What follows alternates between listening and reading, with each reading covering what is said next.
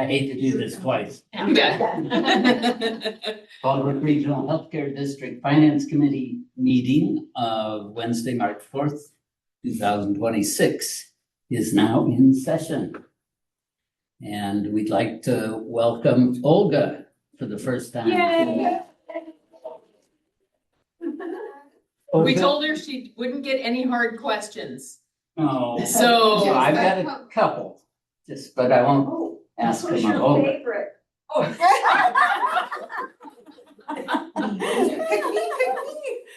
Who's her favorite accountant? Susan's your Favorite accountant. And we're taking, I'm gonna take bets on what time you think we will adjourn. Oh, you're majoring, huh? Good? 2:20 sounds very good. Shorter? 2:38. Oh, I was gonna say 2:37. Okay, Wow. all right, we've got a spread We're there. contrarians down here. Anybody longer than Rachel? I went to 2:40. Oh, wow, I'm not gonna keep asking. Well, since I'm the final one talking, I'll know when to end. Then we're done. Just to keep it 2 minutes on the phone. We're not at all competitive in this crowd. Yes. Okay, so Rachel, would you like to talk about our reports? Sure. Nothing remarkable. Let's go to the final. Just kidding. Yeah, well, Just kidding. all right, anybody want to take 212? Right. So report one, the balance sheet. What we're really looking at, liabilities and equity difference from December to January showed an increase of about $1,200. Again, not a surprise. January, we still see property tax dollars coming in, but not to quite the same tune as we typically see in December. So nothing really, no big change there. No large change in any of our liabilities as well. So truly nothing I feel remarkable in balance sheet report number one. All right, so I'll move. Report number 2. Report number 2, net income for the month was positive $31,000. Again, for the month, nothing particularly outrageous. You will note that again, you'll see the $40,000 payment that we made to the food pantry to support their grants program. We also had for January, what looks like a larger, although not unbudgeted, cost to educations and conferences. Remember, we had our tuition reimbursement up to the IRS maximum, and we have 3 students who took advantage of that during this time period. So while that looks like a large number, it is well within our expectations. Let's see. And we still ended up in the month positive. So again, nothing hurtful. Unless there's questions on that, I'll move to report 3. I do have a question, Sure. but I'm actually questioning my question. So,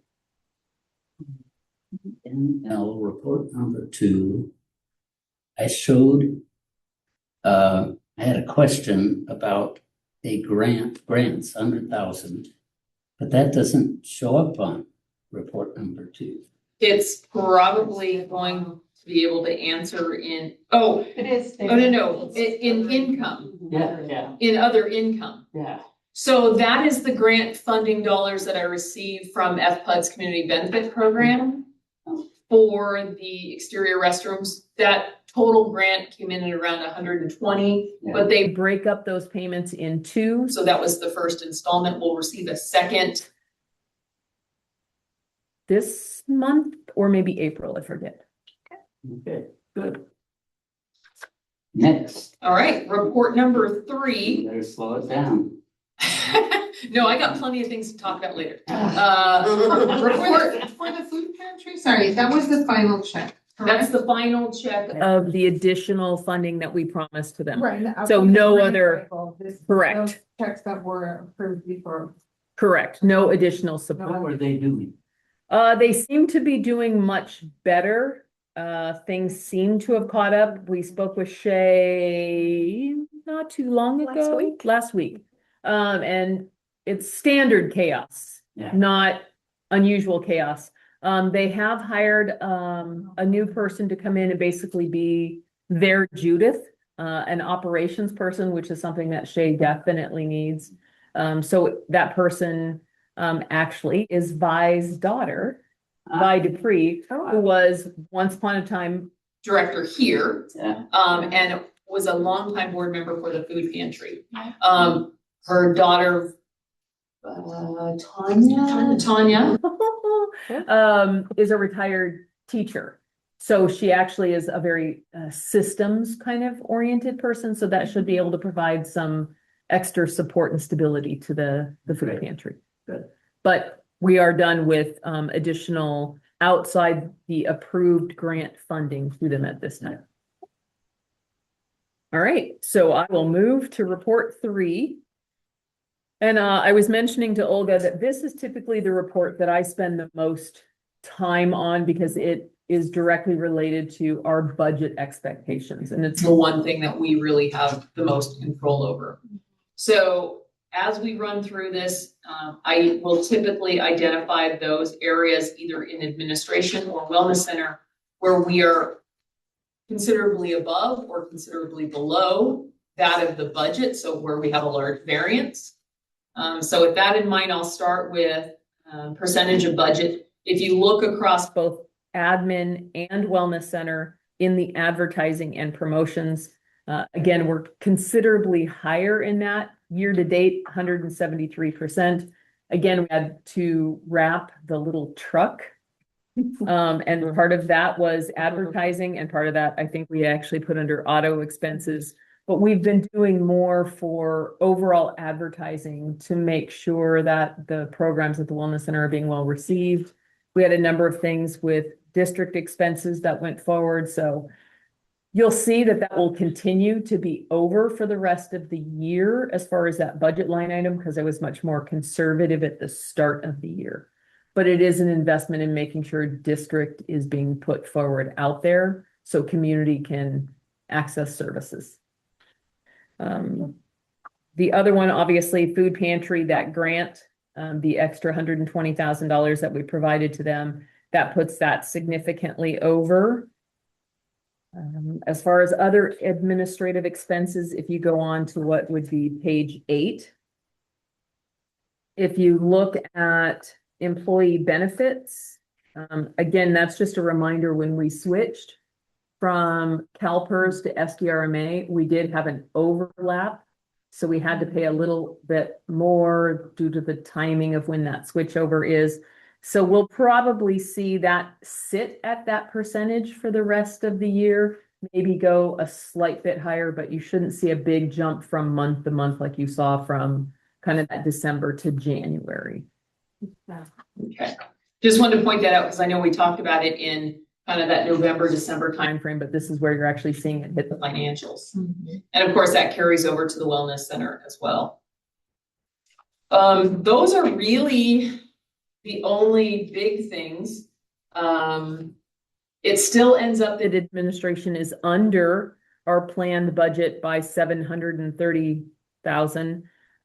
Again, most of that has to do with the fact that the district didn't spend the $500,000 that was budgeted for district direct care services. We're still working to try to bring that partnership forward. I don't think it's going to hit in this fiscal year, but once we start probably helping to underwrite whatever that clinical partner is, I'm going to guess at this point, it'll hit in fiscal year 26-27. So we'll probably still continue to see the district admin well under the budgeted plan, because I'm not going to be spending, you know, another $400,000 on some other grant or something of that nature. For Wellness Center, they are typically also spending a little bit more than we budget, but that's because we still have a lot of ambiguity there as we bring in new programming, or there are new supplies that are needed to get the properties ready for programs and classes. And stuff and things. Those are pretty much basic operatings, nothing unusual. You will see next month, an expenditure for the CRM software, our client management software that we discussed in the board meeting, HubSpot. And that'll be so that we can start tracking some of the attendance and details around folks that are going to the wellness center. So just something to look forward to. I do think it continues to be remarkable that the property tax revenue is 98.6% of what you budgeted. I mean, that is amazing. I'm pretty close, yeah. Yeah. Pretty close. I'd actually wish that that was over instead of the under. I'll take the 4%. I'd be fine. I'm not greedy. I'm great. I know, sorry. Anything else on report 3? No. All right. We can, I do have one other thing. yes. How difficult is it to number each of the lines? You know what? We did that once before and it dropped off. Oh, it wasn't all that difficult. No, there is a way to do it. We'll just have to double check that. That'd be Yeah. great. Thank you. Include line numbers. We did that for at least 1 month and then somehow. Yeah, that's all right.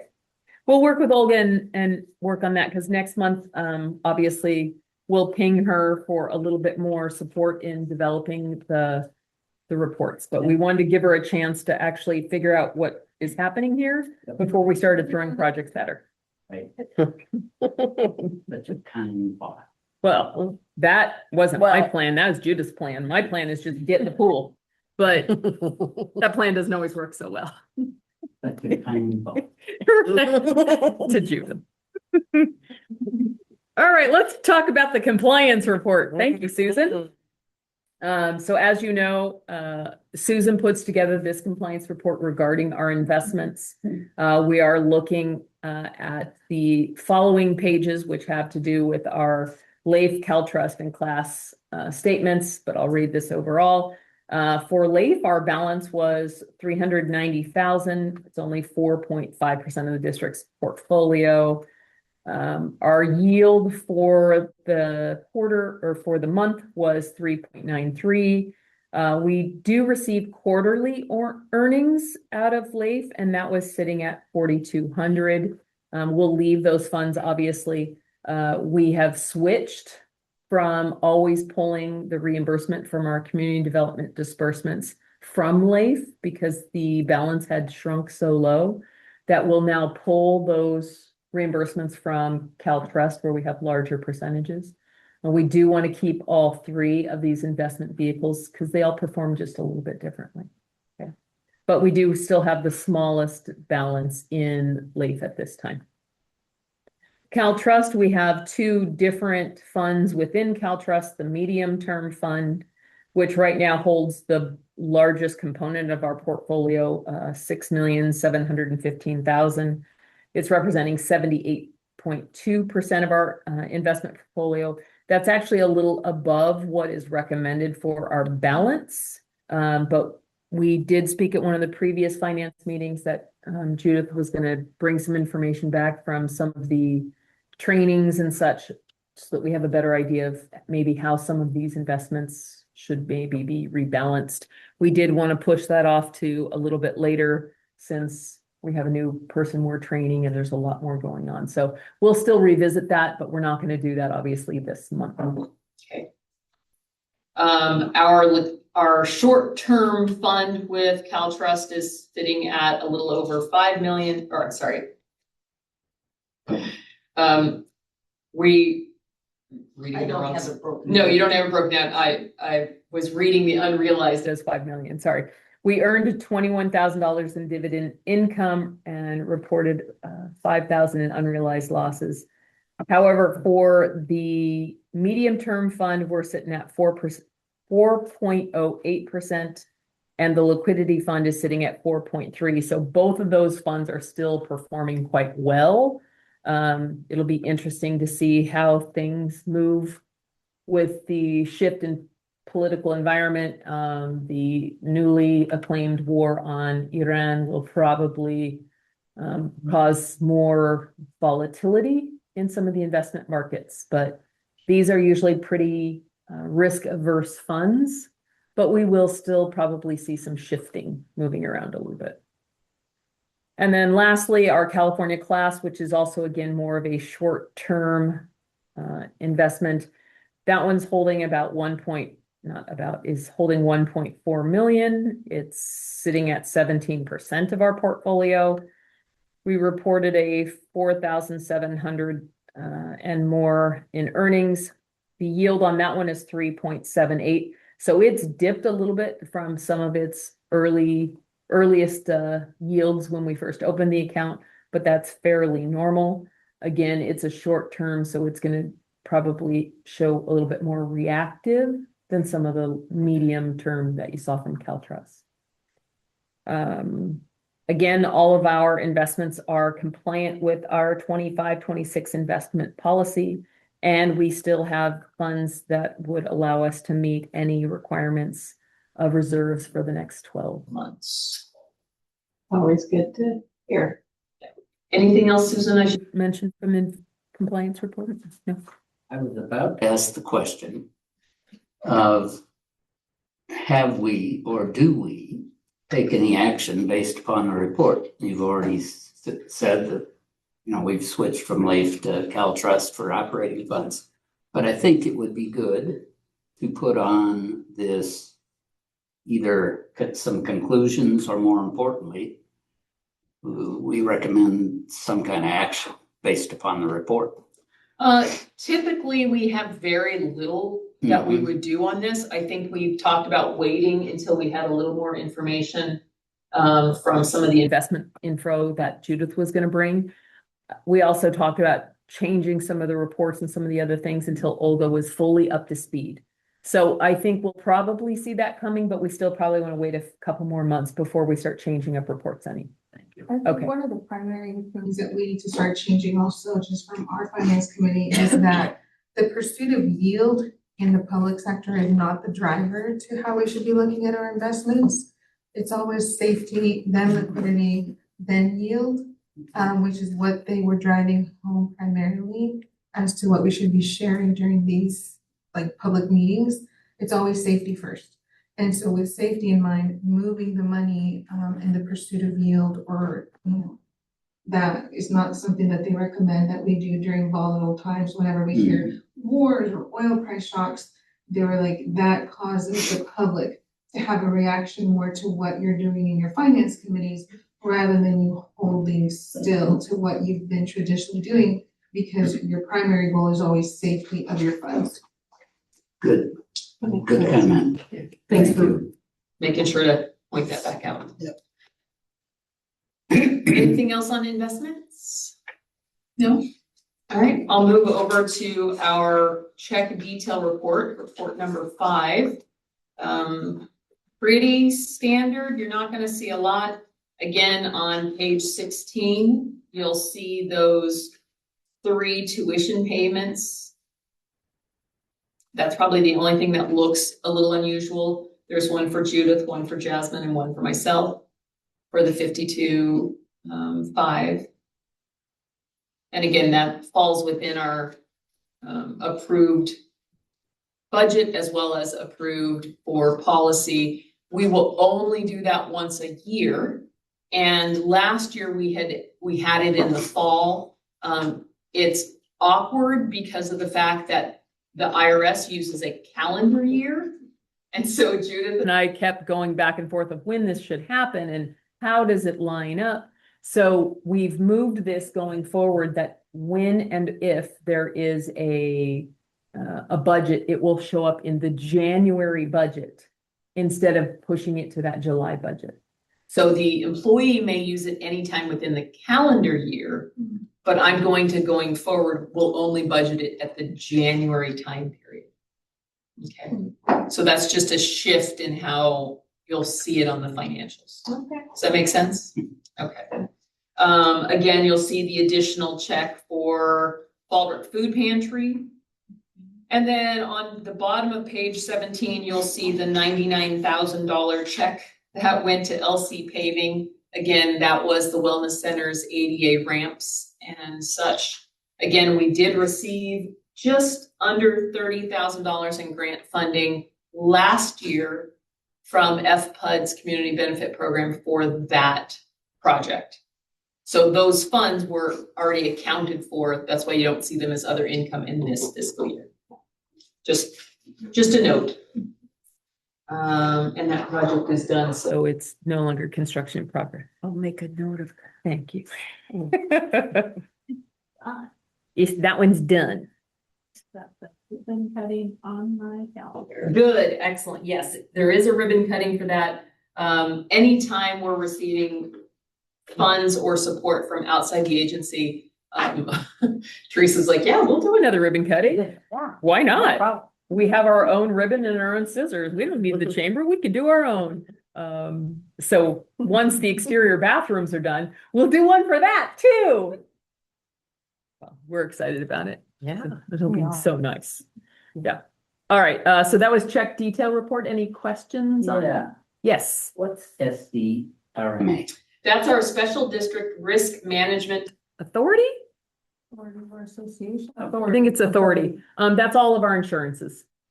And we just recently switched to that. Well, we've had them for a general liability, Oh, okay. director and officer, but we just moved the employee health benefits over That's to what it them. was, yeah. Yes. American Funds Investment. That is where the district holds the employee simple IRA retirement funds. Good. Merits AT&L. What page is that? Oh, you're wondering what line item? Oh, no, we don't. Actual page. Yeah, Merits. it is on the 5-Star Bank, actually. Oh, okay, hold on. That could be a Let's, lot of things. let's go over to the credit card statements then. Star? Oh, that was credit card. On 5-Star, yeah. Oh, merits, under mine, the $13.99. Okay, That is the AFP conference, so that's the Association of Fundraising Professionals. So I go to that typically every year to make sure that I'm up to speed on grant policies, good. options. Sometimes Teresa will get to be dragged along with me so that when we start looking at opportunities to support the growth of our own foundation, we're consistent with what's happening in the nonprofit arena. Yeah, I've got one other. And I'm surprised that it's not Teresa's. It's What are you doing the- fun it's stuff? It's the HubSpot. Yeah, That was so- my question too. Yeah, the 3 charges for HubSpot, that's that CRM software. So again, most of the software these days, the idea of writing checks just really is diminishing. More and more of them take online payments. The reason that there's 3 different is it has some different kind of component modules. And so that's how they broke those 3 down. So it's not a hamburger. No, it's not a HubSpot, it's just the HubSpot. Are those per license that you're seeing there, and those 3 licenses will be renewing annually? No, it has to do with one part being the enterprise, another part being with some onboarding expenses. So which one will renew annually, just so that I don't need to put it on the calendar? It's under the 7488 line item, but it won't be that full 7488. We have it in the contract. I Yeah. think it comes back to like 65 annually. Does that sound about right? I thought it was a little more than that, so let me look. Okay. Let me, But it's not the 400 that we were hoping for. No. I wish it was the $400, but it'll be more. Okay. Any other questions? Again, you only see the statement for. You'll only see the statement for 5-Star. You won't see Umpqua. There were no charges to that account at this time. Okay, I will move over to the final report, number 7, community development disbursements. Remember, we did do a reimbursement last month, so this is just mostly in there for new expenditures. And the only thing we had in there for January was the closeout from Nasland Engineering, which was the final cost for the surveyors for this property. And that was just the final closeout. Okay. That's it for the reports. We got the new report, don't we, or new section? We have a Pretty new report. discussion item. Yeah, It's very pretty. so this is where we, There's no problem. This is where I have about 10 minutes to stretch it out. yeah, Okay, Yeah, but it's fine. so I brought this forward more for discussion because it will be coming to the board, and I think it's important as we start talking about trying to go into partnership with clinical services, and as we start imagining the investment in clinical or in district direct care services, I thought it was important that we're looking at our pie and identifying the percentage of property tax revenue and where it's going. And I wanted to show those trends. So the first pie on the far left was fiscal year 23-24, followed by 24-25, and then projected for 25-26. Obviously, we're not complete there. And the graph basically shows the percentage we give out in grants, district direct care staffing costs. And I didn't want to just lump all staff costs because a good part, about 40% of all of our staff allocation goes to district services and programs. So that is a small percentage of me, a large percentage of Teresa, some percentage of each of the employees, how they'll work directly customer facing, if you will. yeah. So that's why that's broken up a little different from just staff. And the important thing to note here is just the trend. And if you go to the second set of slides, there you go. You'll see that I put a bracket on the district direct care services, that those two lighter blue tones for both the district direct care services, those are things that we have contracted with. So imagine Palomar Family Counseling, mental health first aid, any of the various groups that Teresa has contracted with to provide services out at the Wellness Center. And what you're seeing, and you only have 23-24 and 24-25 at this point for true comparison, is to show that growth.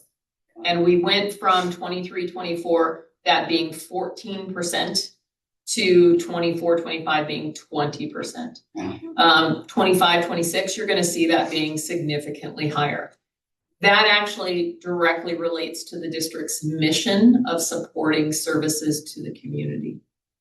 And one of the reasons that I'm bringing this whole thing forward is as we look at that partnership with clinical services, and we look at the pie, there are only certain areas that we'll be able to cut into without either changing our mission or changing operations completely. Yeah. If we look at district operations, that includes things like, utilities, insurance that we have to have, board stipends, things, YouTube, right? Truly district related things that we have to do. District staff, that is in orange, that is primarily administrative components. Again, some of that, I think we are completely rounded out now by moving away from contract bookkeeper, bringing Olga in. That rounds out pretty much what we'll do. I can imagine district staff as it grows from here will all be centered on the wellness center staff, program staff, additional center liaison staff, things of that nature. Okay. You'll see our reserves and investments have also shifted. So if we go back to the previous slide, you'll see that in 23-24, 28% of our revenue ended up getting moved into that. In 24-25, that went down to 10%. In 25-26, it looks like that's going to project around 12%. Those may shift a bit. You'll see that the next slide, we switch to that. We have some slightly different numbers, and that has to do with the fact that we're shifting some thoughts and operations around on that considerably from what was expected to what's actually happened. So if we stay on this particular set of slides, the area where we should we have the opportunity to contract for clinical care, there are two areas that you're going to see the largest impact on pieces of pies that will shrink, which has to do with reserves and investments, and it's going to have to do with grants. Those are the two areas of discretion, right? Yeah, makes sense. We've only been putting money into reserves and investments because we could. That will eventually have to fall pretty tight in line with just keeping reserves at a certain level based on need. But grant funds, and we're in the open grant application period right now. Really?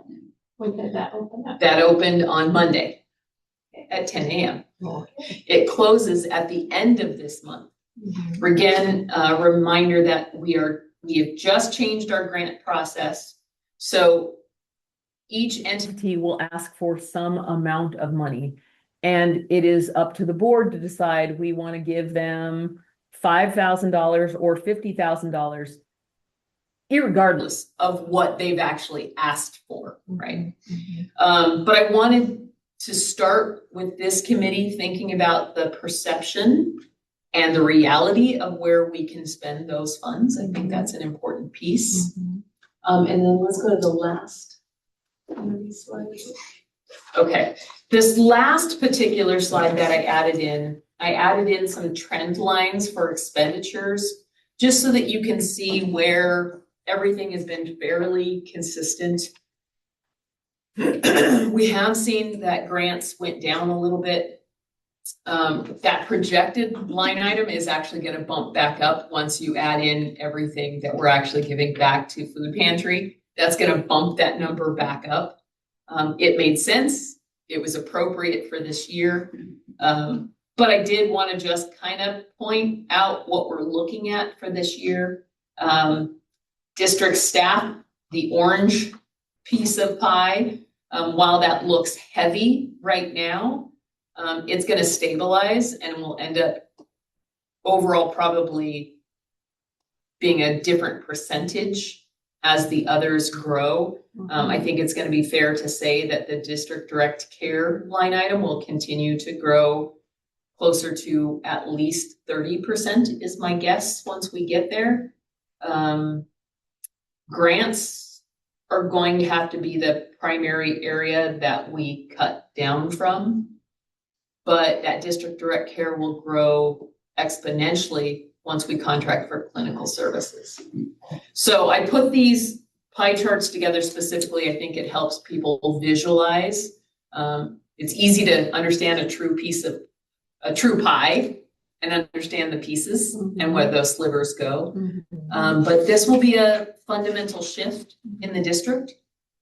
We started making grants back in 1999, 2000, and it's 25 years later. It's time to reconsider how the funds will be used. Hopefully we have the opportunity to bring clinical services back to town. So this is really more for thought. And as we get forward to budget, I will hopefully have more information on the reality of what I can put forward. But I will bring that working number to the board. This is in your board packet this month as well, because I think it's something everyone needs to think about before you all start deciding what kind of grant money to give away. So just wanted to bring that forward, more food for thought than anything. And I do like the fact that the last slide does have trend lines that's helpful with as well. Supplements that well.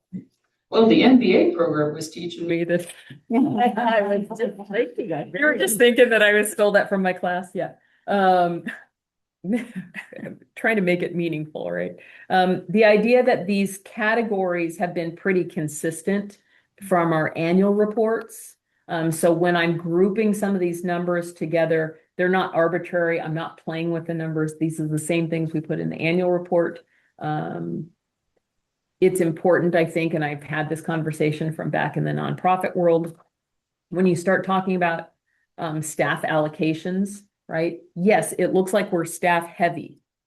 Well, we couldn't do any of the district direct care services out at the wellness center without staff, right? Katya is the community resource navigator. We really wouldn't have a very strong diabetes prevention program without Bianca's efforts and Teresa's efforts, who also was trained in that. So those two staff right there account for quite a bit, or those three staff, right? And then Patty, as center liaison, as we named her, the community wouldn't really be able to use that space if Patty wasn't there helping to make sure rooms were set. So those are community important pieces. So when we talk about the human capital, the people, that's important. You know, Raquel and Judith and I really are the ones who are the most admin heavy, but that's requirement. There's a lot of paperwork we have to do as governmental, right, that take a certain level of skill. So I think it's very fair that I've broken it up this way, and I wanted to make sure you understood my rationale, and that if you have questions on that or want to see different numbers, to let me know, and I can bring those pieces forward as well. Very good. I like those. Okay. Really appreciate. I really appreciate. And you'll see that in this year's budget as well. I still have a staffing allocation that I bring out that says this is admin, this is facilities, this is outreach, this is programming, to break it up that way. Because we also, with the two properties, a lot of time is spent dealing with facilities. Can I ask a question on that? So our website URL is a .org. Correct. So, but we're a government entity, right? Of sorts? Like, Yeah, how so does you're that- talking how about does the that work? .ca.gov? Well, no, I'm not really talking about that. I'm just talking about what it currently is. Is that, That's pretty much the kind of the standard for special districts. oh, okay. Judith actually started working on this a couple years ago. Well, there's two things happening with that. We could switch over to what should be, like the .ca. But I think that the requirements we were provided here about the naming that was desired by our team didn't fit the standard that the state wanted. The state was really particular about the nomenclature they wanted us to stick with. And it was, on our side, felt very strongly that Fallbrook Regional Health District .ca.gov was the first recommendation. that was it. It was close. It was something that it was something that it was like, okay, that fits, but it doesn't stick to who we are, because that what you just said would actually fit who we are. Right. That would have been fine, but it was a little off the beaten path where people were not gonna be able to find us. And so I think we could go to a governmental one, but then we would kind of lose identity. And then at that point, there had been a lot of efforts put on the COVID side to finding who we were. And so I think at that point, the decision was made not to go to the state Okay. required. I was just curious because .org is often For nonprofits. nonprofit, Right. right? Yeah, But we don't operate as a nonprofit, do we? We Or do operate we? as a not-for-profit. Not for profit. So in that instance, is there any room for like volunteer, like staff So as a way to like do some of So the things when we- that we do? we've actually talked about volunteers for out of the Community Health and Wellness Center. That's what I was. Yeah, being primarily like for that. Like somebody like Patty could kind of. No. Okay. Um, Well, not to be a volunteer, but to like, maybe she could So- oversee some volunteer. probably not Patty, Okay. but we've talked about it specifically under the programming, so like Bianca and Teresa. We will bring in volunteers for that once we actually have something for them to do. Like have some structure. Right, so there is quite a bit of structure that needs to happen in a volunteer program. Teresa has already outlined, essentially, we started with the opportunity for an intern that we had.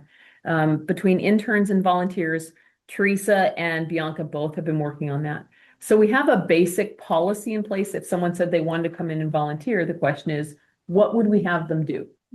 once we have an answer for that, it makes sense. And I'll use the most recent example. We had a retired nurse who wanted to volunteer. Okay, what would we have her do? What's the liability associated with, I mean, how good a nurse is she? And again, these are things we don't know just yet. So as we're navigating, what's the risk related to that? Any challenges, liabilities, and what would they do on what level of basis, right? So we do Wellness Wednesday once a month. Is this person going to be able to come and do blood pressure checks every time? Or is it hit and miss? If it's hit and miss, that's a challenge because people get used to coming and it's important for them. And we already had that hiccup once through some of the other partners. So we're really trying to identify what's a good, consistent program that a volunteer could be assigned to that doesn't disrupt full operations. Volunteers are great, but because they're volunteers, if they don't show up, now we have a bit of a challenge. So we're still trying to identify where they fit. And our .gov.org, none of that would change. The ability to have those. It was a long-winded answer for that, but I'm already at Judith's time period. The volunteer program does carry costs, right, from the insurance perspective. It does have a cost to it, yeah. But would it save really on staff time? I don't think so, not at this level. In the future, I think so, where we may be able to have volunteers at programs where maybe we only need to have one staff instead of two staff there. One of the areas we'd love to eventually have volunteers is when Jasmine is out doing tabling events or community events. Maybe Jasmine's there, gets them sets up, and then is able to head out and the volunteers can man the booth, so to speak. That would be a great place for that. And then community members can talk about what they've experienced, what they're doing.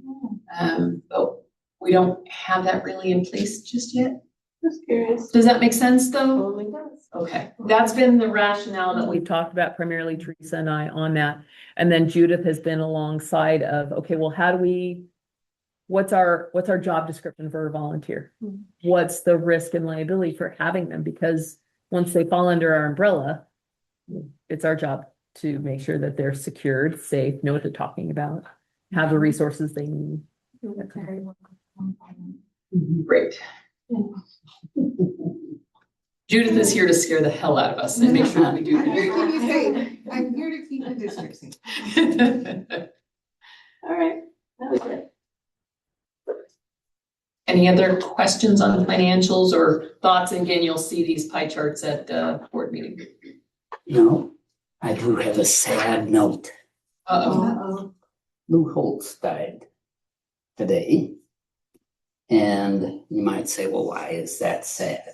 I heard him speak about Lou Holtz, for those who don't know, was a Notre Dame football coach, went to North Carolina, did some professional football.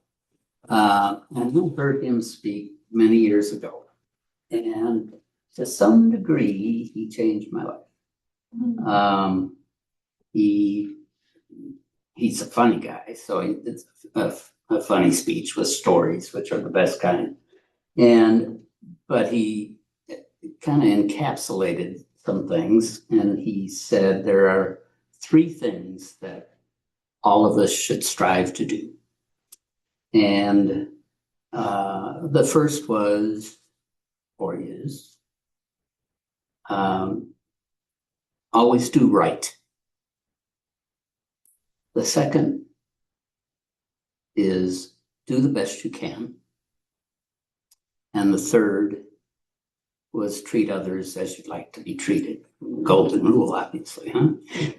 But 3 things. And I don't always do those, but oftentimes I'm thinking about those.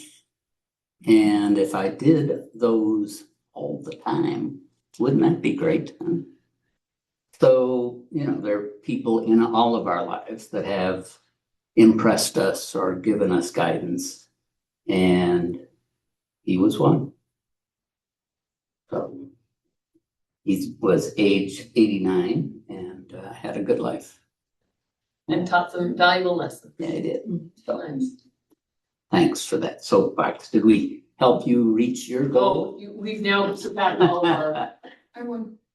unless you count going over and then, Well, that's true. If it was the price is right. She won.